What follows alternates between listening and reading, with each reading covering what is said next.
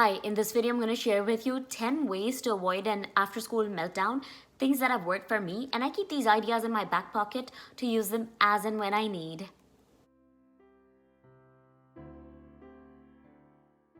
There was a time when my kids used to go to school from 9 to 6 full time. And at the end of the day, when I would go pick them up, I thought they would be as excited to see me as I was to see them. But they would just throw tantrums and have meltdowns, and it became just so difficult for me to understand, what am I doing wrong? Why aren't they happy to see me? Why aren't they behaving? Why are they crying? Why are they being so cranky? It took me a while to realize that kids feel overwhelmed when they see me after so many hours. And then they act out because I am where they can totally be themselves after they've had to keep so much bottled up at school. So I came up with some strategies to deal with it. Now they go to school 8:30 to 12:30 and they're 5 years old and things have got better. So there are some things that I keep in my back pocket on ways to deal with them after school so that it doesn't turn into a meltdown in the first place. So let me start with the first one. Questions. If they're in a mood to answer questions, I will ask them. And how was your second day of school today? Nice. Yeah, Kesha, what about you? And the party will be really fun at school. Okay, that's nice to know. There'll be some cake, I think, and eat. Kesha, what did your teacher tell you today? I don't know. You don't know? What did you do? I know only her name. What was the most fun thing you did at school today? Play. Yeah? Okay. Or Did snack. you guys go to cafeteria for your snack time today? No. Oh. No, I ate at our school. Why? I ate at school only. Okay. Even there's a school bus puzzle. So it could be simple yes or no questions if they're not in a mood to talk, or open-ended questions if I judge that their mood is okay. For example, hi, how was your day? What did you do today? What did your teacher say? Did you go to the library? Did you eat at the cafeteria?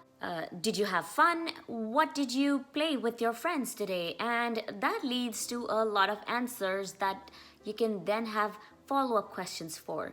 So my number 2 way to deal with it is to let them talk. A follow-up to the number 1 question is to let them talk. You don't get dirty. Okay. You just wipe it on the mat. Okay. Myself have colors of rubber beans. Okay.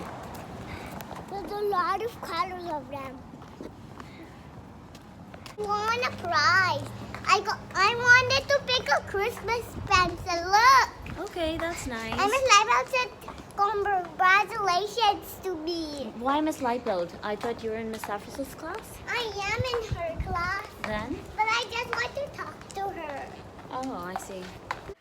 One topic usually leads to the other. One question leads to another question. One answer leads to another story. To let them talk helps them to just say whatever they couldn't say while they were at school. You know, just the way we feel like talking when we see someone who we love, who understands us. And we can just go on and on and on. You know what I mean? Now, number 3, playtime. I love mango.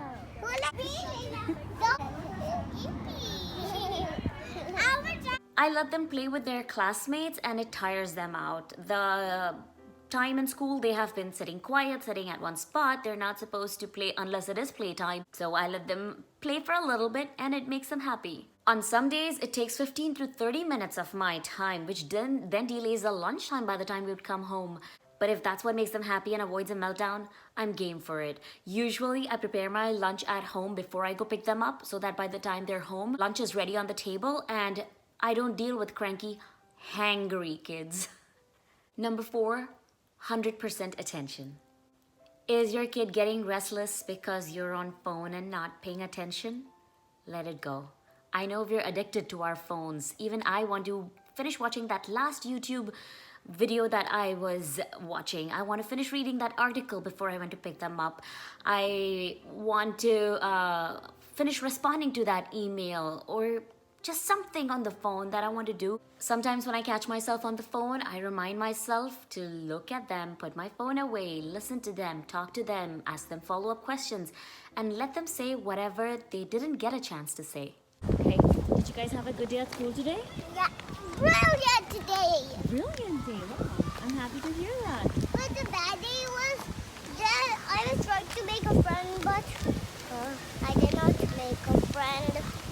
Ribbon. What ribbon?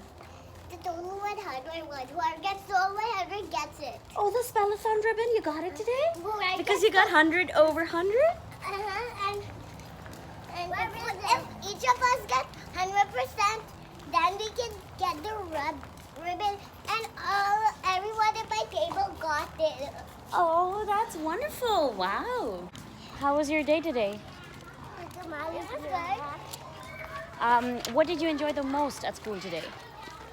Because we didn't get to in the centers, we don't have to do any work. For Miss Safford, what she said. She got some color papers and we can draw whatever we want. And oh my, kids love to talk, don't they? Number 5, snack. A healthy one, or a quick snack, or even a quick treat. They usually don't sit to eat right after coming home. After washing hands, they would probably go to their playroom, do something else, get distracted. A quick snack while we're walking towards a car or in the car usually helps. And a small snack won't hurt lunchtime. And Alright. Would you like a snack? so I'll tell you something. Here, you can have the spicy candy as your snack for I now. was about to finish this, my snack butter in it. That's okay, you can have your snack at home. Oops, a mistake. I mean, what is that?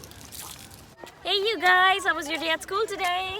Good. Good. All right, I have a snack for you. Get in the car and I'm going to give you the granola bar, okay? Yay! Get in. I'm wondering of something. What are you wondering about? If I got my library book or not. Oh, we'll check that at home, okay? Here you go, honey. You can hold the granola bar by the time Alicia sits down. And then we I'm gonna both can share share. Yes. No, I wanted 2. I thought you got 2. Oh no, I got only one because we're going to go home and have lunch, right? Okay. Yeah, so we're gonna share, okay? Or if I want to have a conversation with them while I give them snack, I will ask them to share with me. Even though I have eaten that on my way, I would just probably say, I'm hungry too. I would like a snack. Would you share with me? Sharing makes them feel good. And then they're in a good mood. Got a snack for you guys. Give one to Kesh. Here you go. One And would you like to share one with me too? will be for you. Thank you, and give me the bag. I'll put it in the box. All right, enjoy your snack by the time we go home, okay? I love you. Or I would offer my kids to drink a sip of water. Maybe they're dehydrated, maybe they didn't get a chance or didn't remember to drink water in a short while. So a simple, hi baby, would you like to drink some water before we leave? Gets the mood okay. Number 6, activity. Now, the drive from their school to our home is not so far, but there are some days when I would probably just take them to a restaurant to have lunch right after school, and so I would take an activity with me. Crayons are usually there in my car. I also keep some pencils and paper for scribbling. You get so many activities from Dollar Tree, coloring pages or maze or puzzles or whatever. Helps them just do some or the other activity to keep them busy, keep them distracted while they're in the car, and so they're not getting bored or there's no space for a tantrum if their mind is occupied somewhere else. All right, buckle up you guys, and on our way home you can I did not color. buckle up. All right, buckle up. Rapunzel. Wait, Is she Rapunzel? I don't know what she is. she's tangled. I have no idea, but Oh, give right, me. here is your cookie sheet and share the crayons, okay? Here, put your crayons in the holder. But How was your day at school today? good? Alicia, what about you? Good. Did you? Number 7, entertainment. Are they into music, listening to some fun songs? They have a favorite song? Do they like dancing? After they sit in the car, I'll probably play some music or some song they like. I would ask them, do they want to dance before they sit down and buckle up? Let the energy out.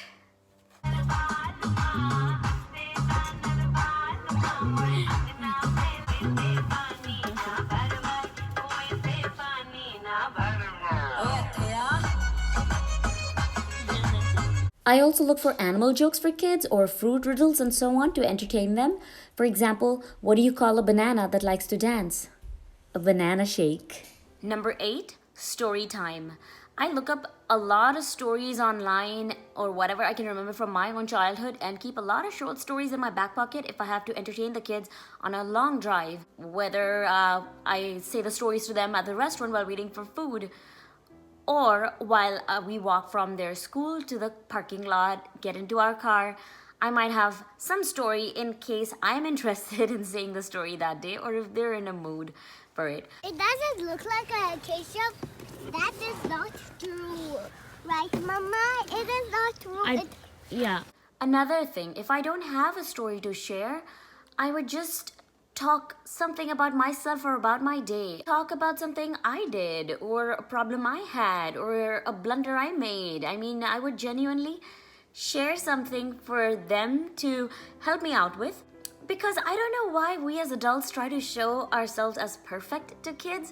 So when I talk about a mistake I made or a blunder I made and I ask them to help me out with it, they feel connected. Like, okay, mommy makes mistakes too, but now how can we figure out a solution to a problem?